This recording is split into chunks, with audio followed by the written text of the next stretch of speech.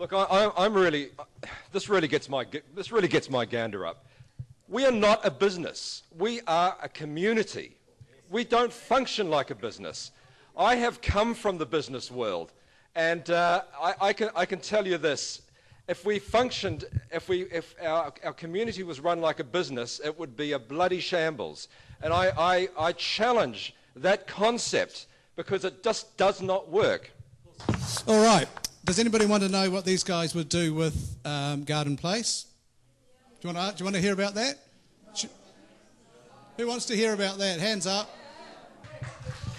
All right, we might as well kick on with this one. You guys are enjoying it, aren't you? I was going to answer about the Garden Place, because I notice in politics from following this year, most politicians tend to avoid the question with an answer that has nothing to do with the question. So Garden Place, my thoughts are we should go back in time and turn it into a car parking building, a free car parking building. We have 3 World Cup games next year, which we need to prepare for, and we wonder why people aren't shopping downtown. People don't want to pay for car parking, people don't want tickets. We need to prepare for our future. Yeah, I agree with Mr. Johnston over here. It's people before profit. And to me, Garden Place is like a ghost town. You've got all these places waiting to be leased and everything. And they need to inject life into it, get the economy going, and help business people. And we need to support the middleman and also the little person to get the economy moving in Hamilton. I don't know about you, but when my wife and I was in town 2 weeks ago, she was nearly in tears when she saw that wall going. It's something we got used to and liked. Moving the deck chairs in Garden Place is not going to bring vibrancy back to the city. The $3.7 million, the gentleman at the end and the one in the white suit seems to think that money grows on trees and everybody's going to pay for everything. There's no free lunches. Everybody in this community pays for the outcomes. And to give without any business consequences is wrong.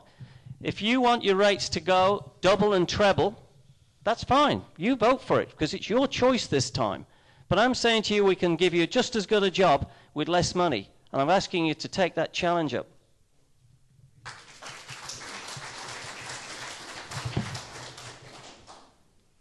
Anybody else like to comment about Garden Place? Feel free. Yeah, a couple of points that I would want to make about Garden Place. Firstly, this is not something that has been sprung on the community. It's been through, I think, 6 rounds of consultation in the community. Somebody said the other day that retailers in Garden Place had not been consulted. Actually, our staff have knocked on every door 4 times, and I've met with retailers in Garden Place around that. The other thing I can say about the wall, the edges of the wall coming down, I don't know if any of you have been in there lately. Roger's wife nearly cried. Well, I can tell you immediately they came out, we had 2 emails from 2 of the retailers in that space who were delighted by the way that it has opened up the space. The changes that we're bringing into Garden Place are about function. They're about allowing people to move through it more readily. At the moment, you've got to hang around the edges to get past the wall. What you will get is steps up onto the lawn so you can access that lawn from any direction you want to. It's about making the space work. Oh, and the other point I would want to make, the cost of Garden Place is $3.7 million. That's been known for quite some time. It will be set $3.7 million.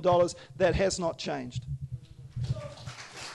Why do we need Garden Place when we have the Hamilton Gardens, is all I can say, and the Christmas tree causes more chaos. We could actually have a Christmas in the park in the Hamilton Gardens. I actually quite like the Christmas tree, it's very pretty. Look, Garden Place, the money's been spent, we can't turn it back, it's all happening. I didn't think it was a very good spend, I wouldn't have supported that. That's not going to revitalise the city, that's the icing on the cake, it's the makeover. You don't attempt that until you've got the foundations right, and I've talked about those. That's getting the employers back and the people back, and that's about changing planning rules, getting the costs right, getting the flexibility in the development of those office blocks. You don't put the icing on the cake until you've made the cake.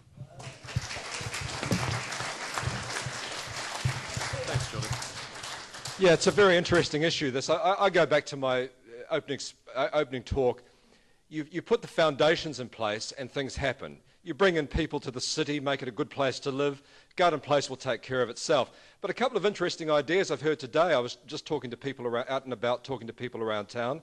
One guy said, Garden Place needs to be a family-centric area, a secure place for people to bring their kids into town and a place where they can leave them, supervised, and to have all kinds of activity for them. I thought, well, that's quite interesting. The other one that was mentioned to me, and I really, really liked, was permanent markets, like they have in Europe, and I think that's a fantastic idea. I'd like to thank all the mayoral candidates for turning up tonight and for answering the questions to the best of their ability. Can we please give them a big round of applause?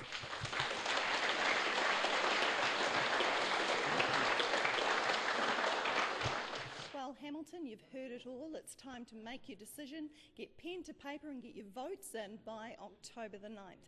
Thank you for watching the In-Depth election special for the Waikato Times Mayoral Forum, brought to you by Community Radio Hamilton. For TV Central, I'm Janine Forlong.